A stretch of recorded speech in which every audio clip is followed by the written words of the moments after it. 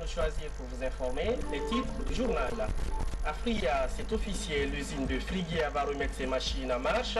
L'usine de Friguia va remettre ses machines en marche. L'annonce redonne l'espoir aux populations dans une cité qui a connu durant 4 ans les pires moments de son histoire. Et puis c'est fait, la Guinée est en campagne de reboisement. L'opération concerne toutes les villes du pays. Arrêt en image sur la tête de source du fleuve Koukou, on y a mis en terre 100 000 plants. Foot, on parlera de la CAN Junior 2007. La Guinée sera-t-elle au rendez-vous? Tout se joue ce dimanche à Conakry face à la Gambie. Le Sili Junior n'a d'autre choix que de gagner le match. Le ministre des Sports en parle avec l'équipe. Bonsoir, merci de choisir la télévision nationale. Ce qui concentre l'attention ce soir, l'usine de Fria va bientôt reprendre ses productions après 4 ans d'attente. Elle a été longue et la vie assez dure dans la cité. L'espoir est rené après l'annonce de la reprise prochainement des productions de l'usine de Frigia. Témoignage en image dans ce reportage de notre envoyé spécial à Fria, Abdelkarim Kaba. Voici à quoi vont ressembler les 100 000 logements sociaux qui vont commencer à sortir de terre d'ici la fin de cette année 2016 pour un coût global de 6 milliards de dollars américains. Ce seront des immeubles d'une dizaine d'étages, des R+3 et des duplex. Les sociétés immobilières étrangères privées qui vont elles-mêmes financer et réaliser ces logements sociaux s'expliquent. On va apporter la technologie, l'expérience, la rapidité et la qualité et le financement. On est déjà travaillé en Afrique, on est le Sénégal, le Niger, la Guinée-Conakry et on est déjà travaillé à l'Algérie, au Maroc. On a l'espérance. C'est l'une des préoccupations du président de la République. Ça rentre en ligne directe avec sa politique. Et s'il plaît à Dieu, le peuple de Guinée ne sera pas déçu avec cette convention que notre société ECBS vient de signer.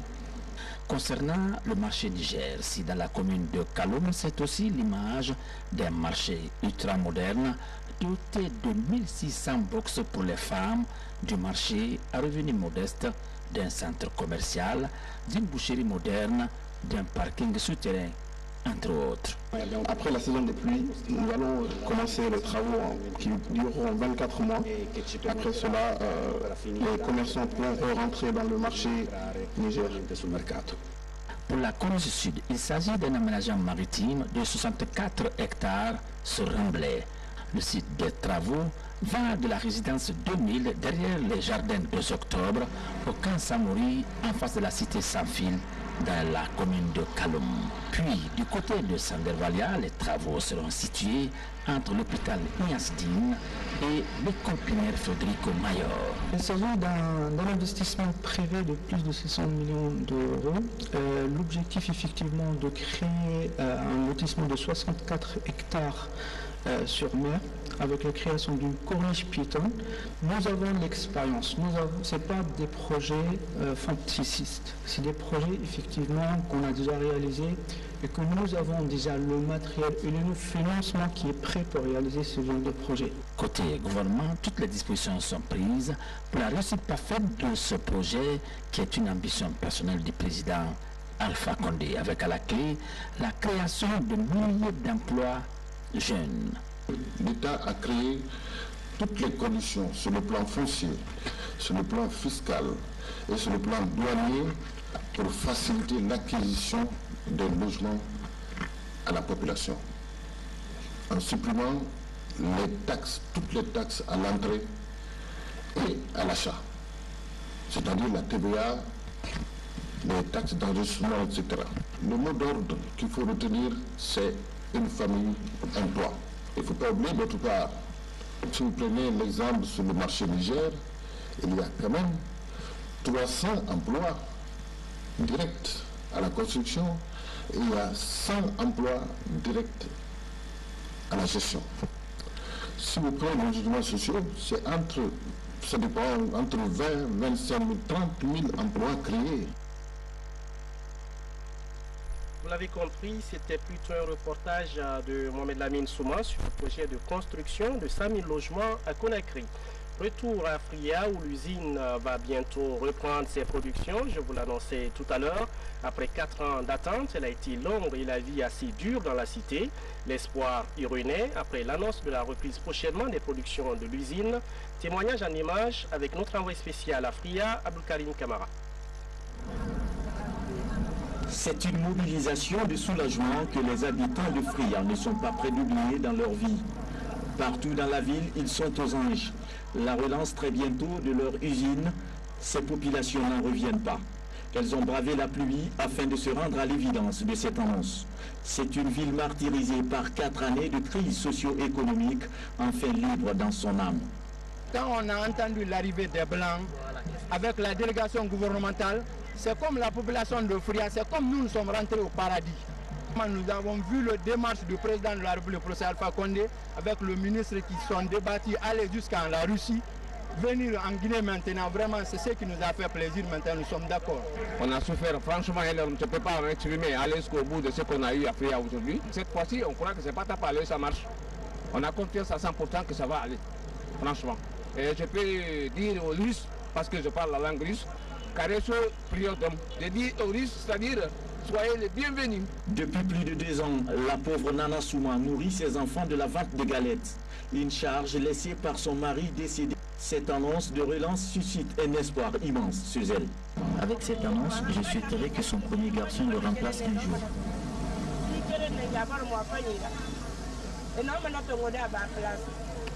Même si cet audit technique n'est qu'une étape du processus, nombreux sont les Friakas qui croient dur comme fer à la reprise prochaine des activités de Russal Frigia. Vous pourrez suivre Info Plus sur l'enthousiasme de la population de Fria suite aux efforts du chef de l'État pour la relance de l'usine de Frigia juste après ce journal. L'intégration du JAR dans le secteur minier, la question était en débat cette semaine dans un réceptif hôtelier de Conakry, une initiative de la division JAR du ministère des Mines et de la Géologie avec le soutien du programme d'appui à la gouvernance dans le secteur minier. Le point avec Yaya Silla. Au terme de 5 jours de travaux de formation des cadres du ministère des Mines et de la Géologie sur l'approche JAR dans le secteur minier, les participants sont outillés sur le fondement du concept et les différents outils sur cette thématique dans le secteur minier. À travers cette formation, l'intégration des femmes dans les activités du département des mines vient d'être assurée. La Guinée, les questions qu'on a abordées ici ont été basées, trouvent le soubassement dans la politique nationale genre de la Guinée. Et cette politique nationale doit être arrimée et influencer l'ensemble des politiques, irriguer l'ensemble des politiques sectorielles, dont le secteur minier. Le séminaire a enregistré un partage d'expériences avec des femmes de Burkina Faso, ce qui a permis de corriger les faiblesses de l'approche guinéenne sur le sujet. Le but final de nos activités, c'est amener nos femmes qui sont sur les sites d'orpaillage à abandonner l'orpaillage et se reconvertir à autre chose, telle que la maraîchère-culture, telle que l'élevage, telle que tisser des pailles et fournir des biens et services miniers à l'endroit des grandes mines industrielles. La pratique traditionnelle de l'orpaillage par les femmes est une préoccupation pour les autorités du ministère des Mines. Elles s'engagent à trouver des alternatives à cette activité qui empêche l'épanouissement des femmes. Dans certaines zones minières aujourd'hui, comme les zones d'orpaillage, j'ai interpellé les gens à ce que l'objet chacun à son niveau se base pour que les politiques qui sont en train d'être mises en œuvre, notamment pour maîtriser l'orpaillage sur les sites miniers dans les zones comme Sigri et autres, puissent être appuyées. Cette rencontre du donner et de recevoir a facilité le renforcement des capacités des cadres du ministère des Mines. Et puis à la fonction publique, présentation du rapport préliminaire sur la nouvelle grille salariale des fonctionnaires. Le travail répond aux normes internationales selon l'expert du Bureau international du travail chargé de l'évaluation du projet, compte rendu Baba Kouyaté. L'expert du BIT en rémunération explique au gouvernement et ses partenaires sociaux la conclusion préliminaire de son expertise sur la nouvelle grille salariale. Inspirée de l'ancienne grille salariale, cette nouvelle présentation valorise les diplômes, les compétences et favorise une meilleure gestion des ressources humaines.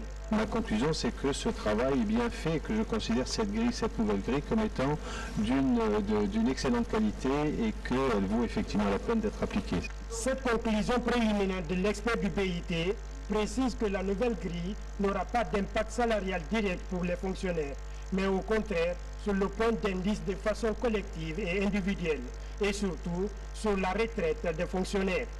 Le mouvement syndical se réjouit du travail et veille à son application. Pour le moment, je crois que ça tient bien, on est satisfait, mais à condition que les choses se fassent dans les normes et dans les meilleurs délais. La révision de cet instrument de gestion des salaires des fonctionnaires de l'État est une étape importante dans le processus de réforme de l'administration. Au sein du gouvernement, la conformité de cette nouvelle grille aux standards internationaux est perçue comme un espoir.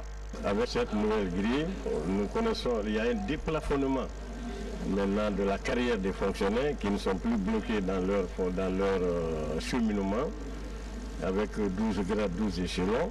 Près d'un tiers des fonctionnaires étaient bloqués. Et deuxièmement, on a corrigé l'inéquité qu'on a toujours faite, n'est-ce pas, à la plupart des cadres qui ont témoigné d'un certain niveau de formation, comme les titulaires des masters ou des docteurs. Donc désormais, le diplôme est reconnu et valorisé avec la nouvelle grille. Le rapport de l'expert du BIT est attendu au Conseil des ministres pour adoption. Pour l'heure, aucune date officielle n'est annoncée pour son applicabilité. Mais le gouvernement rassure que son application sera rétroactive. La société civile intensifie ses actions de promotion de la culture citoyenne et démocratique. Les centres d'information de proximité sont ouverts dans les différentes régions du pays pour développer ces notions chez les jeunes. Une ONG locale veille au suivi du projet. Mamadi Gassama. Les organisations de la société civile guinéenne plaident pour la promotion de la citoyenneté et l'accès à l'information par les citoyens au niveau local. Après l'implantation des centres d'information de proximité dans les 8 régions administratives de la Guinée, l'heure est à la restitution des résultats obtenus durant les 2 années d'activité. Nous avons développé une panoplie d'activités qui nous permettent d'avancer, notamment l'identification des organisations au niveau local, le recrutement des consultants et la conception des modules de formation à l'intention des animateurs, le recrutement des animateurs pour les 8 régions, dont 3 animateurs par région. Et nous développons maintenant là, des activités de sensibilisation, d'animation à l'endroit des citoyens au niveau des 8 régions administratives. Payer les impôts et les taxes sont des actes citoyens. Ne pas jeter les ordures en bordure de route sont des concepts utilisés par les animateurs pour mieux atteindre le public cible. L'autre attente très importante, c'est celle des citoyens. Il est demandé à venir chercher cette information qui est gratuite et qui est utile pour leur épanouissement et qu'ils peuvent utiliser dans leur vie quotidienne. En s'engageant dans cette dynamique, les acteurs de la société civile entendent contribuer au renforcement de la culture citoyenne et démocratique en Guinée. Je vous amène à Kindia où la campagne nationale de reboisement a été récemment lancée. 5000 plants ont été mis à terre sur la tête de source de Koukou, un fleuve de la cité des agrumes. Nabi Kamara. Kindia, le coup d'envoi de la campagne de reboisement 2016 a mobilisé tous les intervenants autour des autorités régionales, préfectorales et communales sur le site de la forêt classée de Koukou. Une tête de source fortement menacée par des occupations illégales compromettant du coup la survie du marigot qu'elle abrite. Il s'agit donc pour le département en charge de l'environnement des eaux et forêts de sauver cette ressource en plantant des arbres, surtout à croissance rapide. Par ce biais, on contribue également à la lutte contre le changement climatique, un fléau qui préoccupe depuis un certain temps la communauté internationale. La bataille contre le changement climatique ne peut être gagnée sans les forêts, en raison de leur fonction principale de régulation du climat, de préservation, de protection, de production, de séquestration du carbone, de détente et de loisirs. La régénération et le maintien des forêts constitueront à coup sûr une réponse positive à l'atténuation et à la mitigation des impacts des changements climatiques. Près de 1000 plants ont été mis en terre par les invités sur la tête de source de Koukou à Kindia. Je voudrais rassurer les autorités du ministère de l'Environnement, des Eaux et Forêts que nous ne ménagerons aucun effort pour poursuivre et entretenir cette œuvre à Kindia. Je voudrais parler de cette campagne de reboisement. La forêt classée de Koukou date de 1943 par un acte de l'administration coloniale. Elle couvrait à l'époque 72 hectares. Aujourd'hui, il n'en reste que 32. Célébration à Conakry de l'indépendance de l'Égypte, la cérémonie a mobilisé les Égyptiens de Guinée ainsi que des membres du gouvernement, l'occasion pour les deux pays de renouveler leur engagement et intensifier la coopération. Compte rendu, Al-Gassim Moubarak. Les Égyptiens de Guinée célèbrent le 64e anniversaire de l'indépendance de leur pays. L'occasion pour l'ambassadeur d'Égypte de manifester la reconnaissance de son pays envers le peuple guinéen et son gouvernement. La Guinée, anun achame ou nous séné. Bara ou peren nawalisa wotan nahan, bara ou yete masoto to non marera ou falan Égypte ka révolution colonie.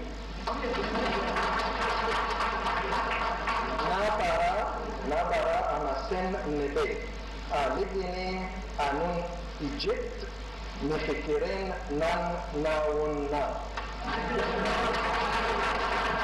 La Guinée Wantamara. Les relations entre la Guinée et l'Égypte datent de l'indépendance de la Guinée en 1958, grâce à l'engagement des deux chefs d'État d'alors, Ahmed Sékou Touré et Gamal Abdel Nasser. La première université guinéenne porte le nom de ce dernier. À cette commémoration, le gouvernement émet le souhait de voir les liens d'amitié entre les deux pays s'intensifier.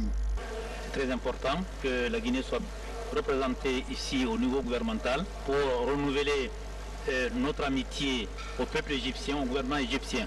Donc j'ai rappelé un peu l'historique, ce qui lie la Guinée à la République d'Arabe d'Égypte, et puis surtout la continuité des liens historiques qui sont entre nous, par l'université de Conakry, par le séjour de beaucoup d'étudiants guinéens en Égypte, entre autres. Lors de la commémoration de ce 64e anniversaire de la République arabe d'Égypte, les décideurs égyptiens et guinéens ont évoqué les cas d'attaques terroristes dans le monde. Une situation très préoccupante que les deux pays prennent très au sérieux.